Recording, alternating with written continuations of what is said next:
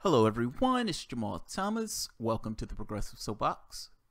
So, Facebook Vice President Rob Goldman, Vice President for Ads at Facebook, posted on Twitter this kind of, I don't want to call it a diatribe, but he essentially wrote this 8-part section on Twitter. I don't want to say downplaying the troll thing, but for all intents and purposes, he was downplaying the Russian thing. He was trying to make this point that this is somewhat ridiculous. And he was trying to add a little bit more context to this hyperbolic behavior, this hysterical behavior that people have been taking with this particular topic. There's something very important that he mentioned in this. Now, there was some people freaking out, but ultimately, he said something that was dead on that needs to be mentioned. Now, I can't believe we're still talking about this. I have to be honest. Now, ultimately, they started this under this idea of Trump and Russia, Trump and Russia, Trump and Russia.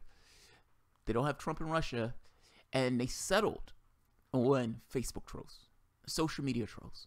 Now, I've shown studies in the past showing that social media had no impact on this election, meaning Hillary Clinton lost because of Hillary Clinton loss.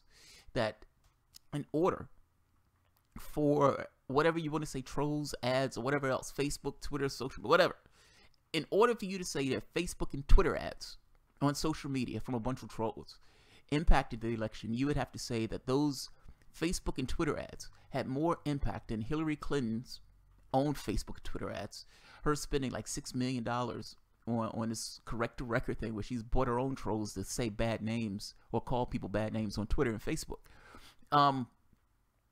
It would have to have more weight, incur more weight than all of the media organizations lining up behind Hillary Clinton, all of the talk shows, meaning her going on the talk shows, all of the celebrities lining up behind Clinton, all of Washington Post, Politico, New York Times, all of these newspapers, and her own ads. That woman had over $1 billion to spend in a campaign, and what you're telling me is 100 or 150,000, fuck it, let's say $200,000 of Facebook ads and Twitter ads undermine democracy. This is what you're asking people to swallow. This is absurd.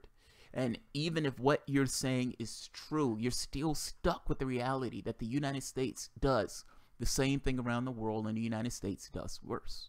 We topple governments. We destroy governments one after the next. I don't understand how people are complaining about this. How people are screaming at this, screaming like this is Pearl Harbor. Oh my God, it's Pearl Harbor. It's Pearl Harbor. This is the next 9/11. Facebook and Twitter ads. Facebook and Twitter ads are the next 9/11. Do you understand? We destroyed Libya, and right now they're having open-air slave markets in Libya. We destroyed Iraq. We killed 1 million people in Iraq. Do you understand? We are in Syria illegally, and in the last week or so, murdered hundreds of Syrians, or 100 Syrians. Do you understand the ridiculousness of this? People on the CIA, on Laura Ingraham, I showed the show the other day, where they asked him, hey, did the United States do this? He starts laughing. Oh, yeah, for good reasons. We don't do that now, do we? He starts laughing and giggles. Well, only for good reasons. Only for good reasons.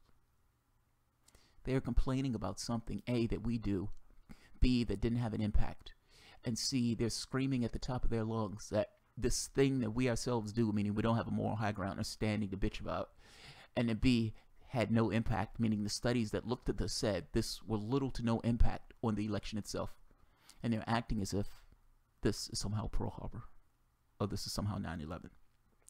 These people are idiots, and you have a lot of people who are magnificently gullible to buy into this stuff because they hate Donald Trump and they want to find anything that they can use to hit Donald Trump with, even when their own report said that there was no collusion between the two. And then have Bernie Sanders come out and shame himself on Meet the Press, ditching or throwing his supporters under the bus, throwing Black Lives Matter under the bus, throwing Muslims under the bus in his pursuit of backing up the thing that actually cheated him. The institution or the apparatus that actually cheated him supporting that apparatus. That's embarrassing. That's profoundly embarrassing. The thing that the Facebook guy, I don't want to get too far away from the point because this video is not going to be long. This is this point. And this is the New York Times. So don't take my word for it. New York Times is one of the people who's bringing up this Russia nonsense. Take their word for it. Let's see. My screen is slightly off. Let's see what's wrong. There we are. There we are. The majority of Russians' ad spent happened after the election. Now, again, this relates to Rob Goldman. Rob Goldman, vice president for ads at Facebook, posted an 8-part thread on Twitter late Friday about his company's role in the Russian disinformation and quickly caused a firestorm. Now, they can cause a firestorm all they want. I care about what's true. One of the things that he said, the majority of Russian ads spin happened after the election. Do you know how stupid this is?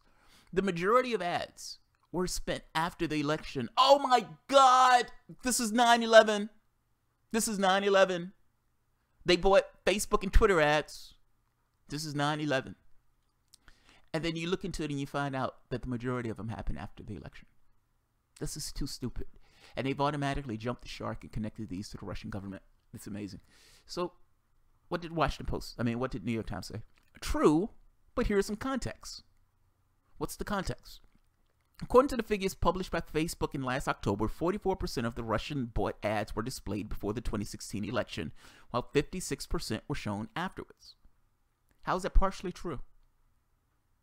How is that? I don't understand how that's partially true. The majority of ads were purchased, or the majority of the ads were aired after the election. Partially true. Well, what do you mean partially true? That doesn't make sense. Let's look at what the New York Times is saying. Because that sounds like that's a flat fact, absolutely, completely true. If you're saying that over half happened after the election, and the New York Times is saying that's true. 44% were displayed before the election. That would make that statement a flat fact true. Mr. Goldman asserted that those figures were not published by the mainstream media. However, many mainstream news outlets did print those numbers, including CNN, Reuters, and Wall Street Journal. I think what he's taking issue with is the hysterical persona that you guys are giving this. You guys are tinting this in a way that's using this hyperbolic rhetoric of 9/11. I'm not saying 9/11 because it sounds good. I'm saying 9/11 because this is the stuff that these guys were saying. This is the stuff that these guys were saying. Pearl Harbor, that Donald Trump not doing anything, that all these guys not doing anything about this is equivalent to Pearl Harbor and 9/11 and people not saying anything about 9/11. The hyperbolic rhetoric is amazing. New York Times, you're embarrassing. That story, that's true. There is no extra context at it. That's true. True, but here's some context. You should just say true. Don't add here's some context. That gives this impression that there is actually something else.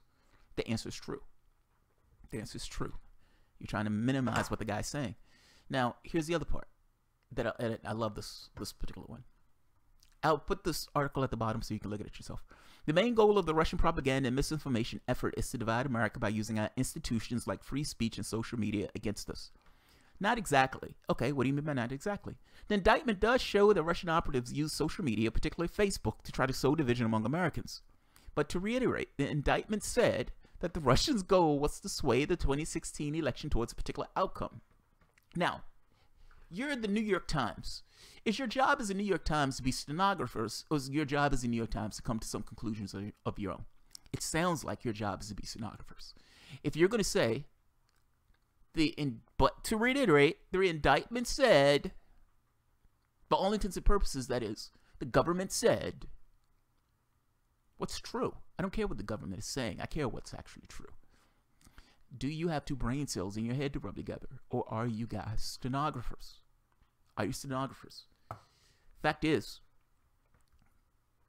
the guy's right. The majority of Russian ad spend happened after the election. So what they're screaming about is, again, taking what they're saying, if I'm giving any credibility to what they're saying. The United States is screaming that social media ads, Facebook and Twitter, undermine democracy. Bernie Sanders using words like, they attacked our democracy. They attacked our democracy. Using twist. It sounds too ridiculous to even say. Twitter and Facebook ads and maybe YouTube videos. This is far too stupid. I'm sorry, it is. I have a hard time giving it credibility. But whatever. That Russia attacked our democracy. Now, they haven't necessarily created the link between Vladimir Putin and this, but they've jumped the shark and said that Vladimir Putin was involved. Okay. Let's give them the benefit of the doubt and say that they're right. So, let's say $200,000 spent in Facebook and Twitter ads. And they're saying that topple democracy. This is too insane. I'm sorry. This is insane. And forget the fact that we do the same thing. Forget the fact that we do worse. We've destroyed governments. Forget the fact that we have our own cyber unit that goes in and institutes or instigates ourselves into other people's elections. And forget the fact that all the studies that were done on this, including the one from Stanford, showed that it had no impact. So even if what you're telling me is true, it didn't have any impact, and B, we do the same thing. And come to find out, half of them, more than half, took place after the election.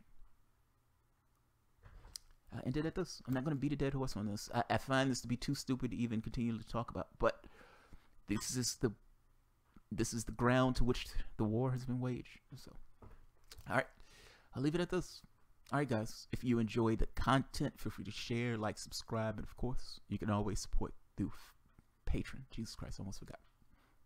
Thanks, guys.